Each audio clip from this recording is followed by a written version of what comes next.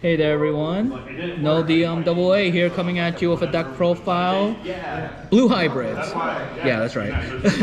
So, I went 2-2? Yeah, I went 2-2 for this deck, and yeah, I went okay. I played a bunch of mirrors. I played against a Greymon deck, and I think that's, oh, green. I played a random green deck. That's it. Alright, let's go into it. This is not Upamon, yeah. There's a reason for that. This is Kai, how do you even say his name? Kairomon? Yeah, that's right. Okay. So the inheritable is once per turn, when one of your opponent's Digimon is trash, you trigger draw one. So you run this over Upamon because you want your floodgates to be on top of this. Like the, I'm gonna mess up these names, Madoki Betamon and Sayoko. Because you just want them to sit there, you don't want to swing. So Upamon's not that good for that. So if you just sit there and trash your sources, you'll draw cards like a lot more than Upamon. So that's the reason why that's a thing. Then, let's see here. 1, 2, 3, 4 Pokemon. So originally I was running only 2. That was a mistake. I was running Magna instead, and I kept breaking with him, so I put 2 more in to make 4. And I don't brick anymore. I get everything I need.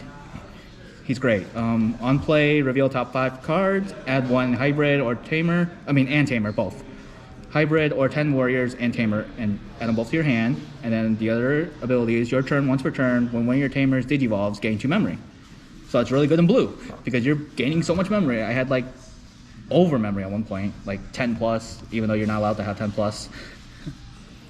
All right, let's move on to the actual level 3 rookies. So Strabi, I run 4 of that, from set 4, from BT4.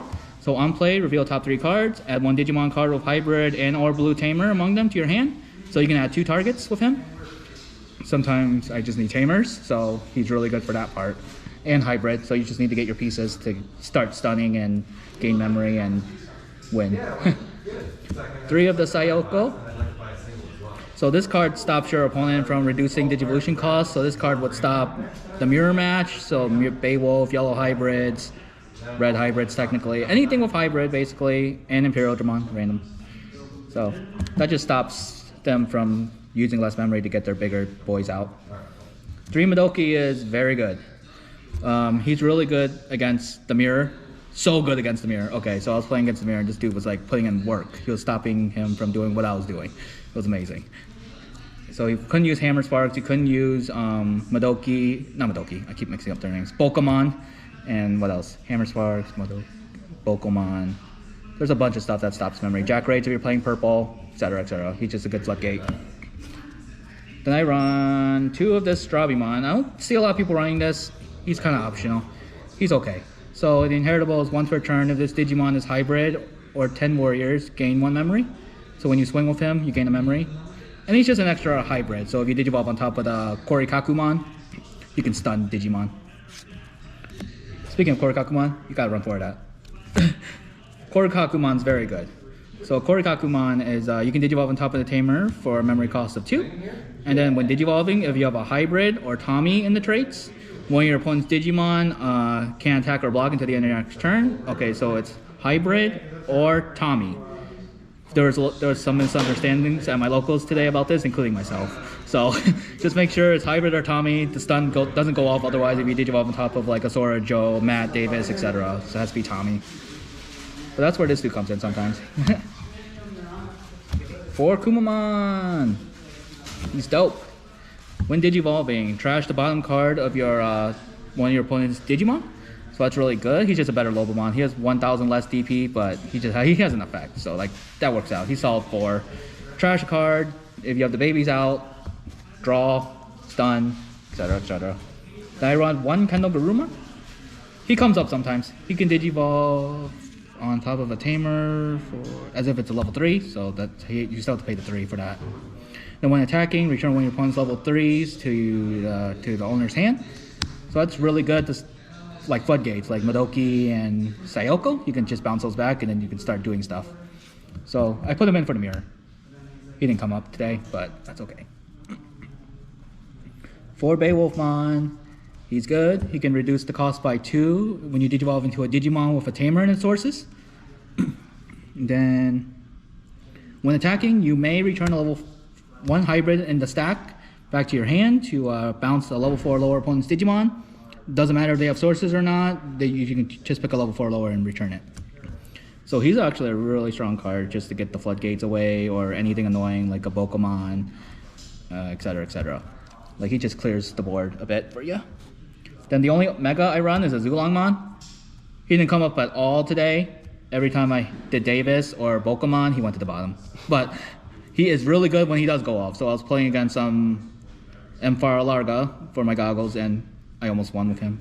Almost, but when Digivolving, trash one Digimon card, Digivolution card from the bottom of all your opponent's Digimon, then gain 1 memory for each of your opponent's Digimon with no sources.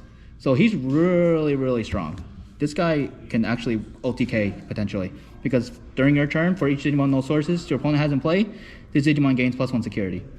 So the highest I've ever gotten him was like +5 security. He didn't clear all of it, but that's how strong he was. It's nuts. This Azulongmon can throw people because most hybrids builds don't run Megas at all. If anything, they run the Azulongmon. They don't run Magna because Magna's low-key terrible, but it's okay. Azulongmon's a really good finisher and can throw people off for people who aren't expecting it. So it's like that oh shit surprise thing. For Tommy Himi. Okay, on play. Trash 3 cards from the bottom of your opponent's Digimon. He's really good against Jesmon. This dude will slap the stack away. Then, inheritable. Once per turn when attacking until the end of your opponent's next turn, when your opponent's Digimon with no sources can attack or block. So that's a really good inheritable. It's really strong. That's why it's okay to play it sometimes, even if your opponent doesn't have things to trash. You just have to play it so you can hybrid up and start stunning as quickly as you possibly can. So for that Tommy, 3 of this expensive Davis. He is so good. Memory setter. And then reveal the top 3 cards of your deck. Add 1 blue or green, blue and green Digimon from among them to your hand, and then put the rest at the bottom. So he's really good. And then BT8, he's going to be even better because dual colors is coming, and then you can make them either your blue or green target. So it's like you can grab more cards. So Davis is even better coming up. Soren Joe, I love this card. If your opponent has a Digimon with no sources, you gain 2 memory.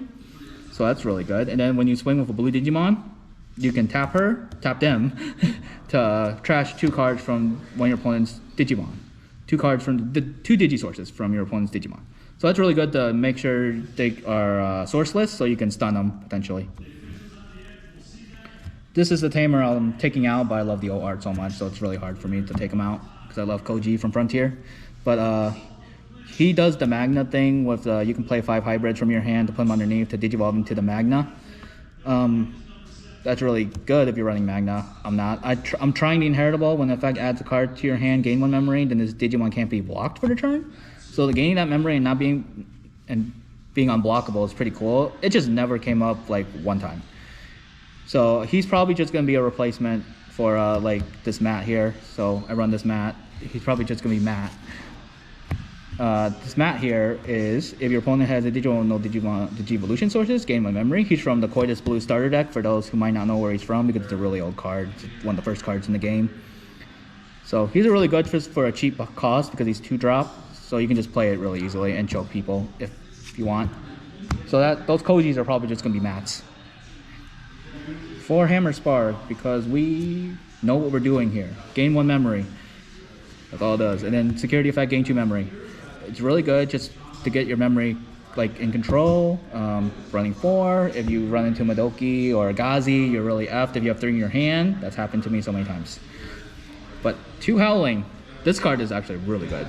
I'm surprised it's still around. Trash up to 2 Digivolution cards from the bottom of your opponent's Digimon. Then one of your opponent's Digimon with no sources can't attack or block until the end of your opponent's next turn. Then place in the battle area.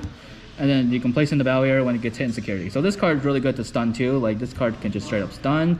And then the Den effect means you don't actually have to trash Digi cards to actually stun somebody. You can just straight up play this and stun. And then the delay effect is gain 2 memory. It's a pretty good card. It's a staple among blue right now. Last card, Ice Wall. Low key might take it out just because I keep sending it to the bottom. Like all my games today, I've sent it to the bottom. I've only used it once all day. It's terrible. Main, all your opponent's Digimon gain lose 2 memory and when attacking, lose 2 memory until the end of their next turn. So this card is really good. There's a reason why I got hit down to 1 because if you stack this, it's really strong.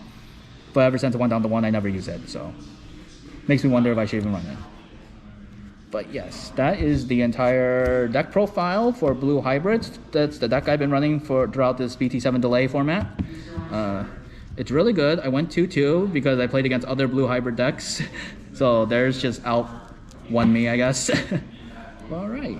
Thank you all so much for watching. I'll see you all next time. Let's get hyped.